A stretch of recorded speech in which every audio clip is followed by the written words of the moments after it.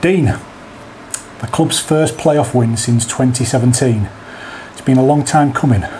Yeah, definitely a long time coming. You can't say we didn't deserve it either today. I thought the second half, when we defended over 20 tackles on our try line, they never looked like scoring if it weren't for an individual error. They threw everything at us and I thought we coped with it really well.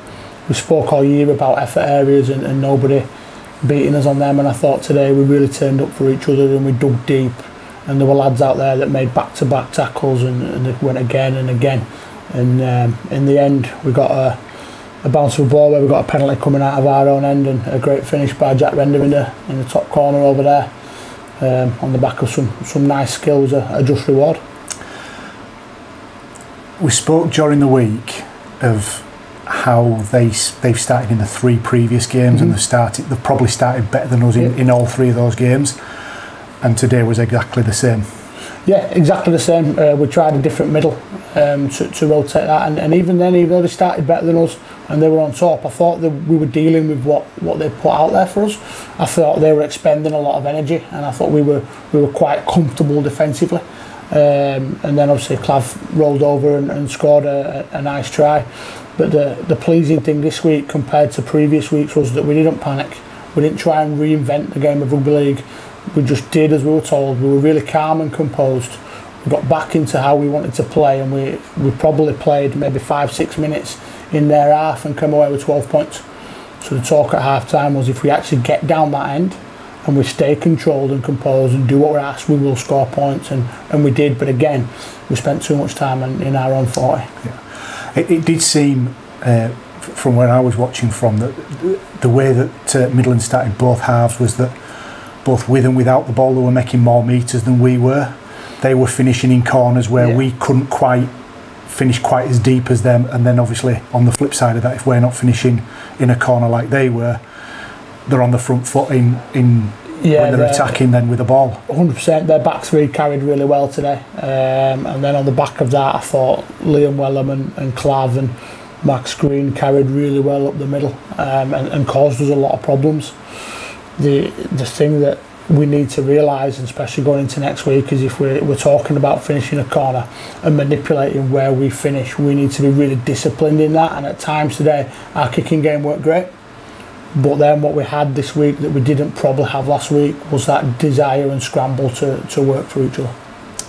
Is it testament to the fitness of the players that you probably don't want to be chasing a game into the latter parts of each half, but you're still in the game in the latter parts of each half, and you can hopefully find that pass or that kick that will result in that decisive score? Massive raps to Jordan Fenterman this year. He's worked wonders with the lads, and they've really bought into what he's asked them to do. On back of that, really, I had massive praise for Sam this week. He's had a really long injury list, and he's done a lot of work outside of regular training hours to make sure we've got 19 fit bodies. And hopefully, he's already told me what he's got planned for next week. If we're lucky, we'll get a couple more back. So the backroom team have worked unbelievably hard this week. So full praise to them. It's not just the 17 lads that take the field. There's a team behind them that work just as hard to make sure that we're ready to go. Looking on to next week, because we can do now. Okay. We're back at Rochdale after their defeat at Keighley today. It sounds like it's maybe been a little bit of a feisty game with at least one sin binning and a sending off there. And this will be the 4th time now that we've played Rochdale, or it will be the 4th time that we'll have played them this year. We both know each other inside and out. We both know what we're going to throw at each other. But again, sometimes it'll come down to the bounce of the ball. But we've got to make sure that bounce of the ball, we've got green shirts around it. The more green shirts we get in the frame, the more we've got our effort areas on point, and we're beating them in terms of we're faster to the play the ball, we're quicker to every set restart. We've just got to make sure we really go at them and just focus on ourselves. We're not going to focus too much on them. It's all about us this week and making sure that we stay relaxed. We know what's coming. We know how to win in a playoff game now, which is really important, and hopefully they go out there and they give it their all for the badge and the fans, and I just hope that the fans turn up like they did last week, because that's probably the best away support I've ever seen. So thinking about ourselves in going into next week and put the pressure back on Rochdale. Yep. What's this week going to look like? For us, Wednesday will be quite relaxed. There'll be a lot of detail in there in terms of things we have to fix up, because we can create opportunities against Rochdale. It's making sure that we ice them chances and we stay relaxed. There'll be lots of video, there'll be some individual video. I know Jacko's already prepared quite a bit on both Rochdale and Keighley going into next week. There'll be lots of defensive focus on Wednesday, and it'll all be at South Leeds. And then Friday is making sure that we are switched on attacking wise to go down and break them down. But we will stay relaxed, we'll stay composed, and we make sure that we just focus on doing our job and whatever we need to do.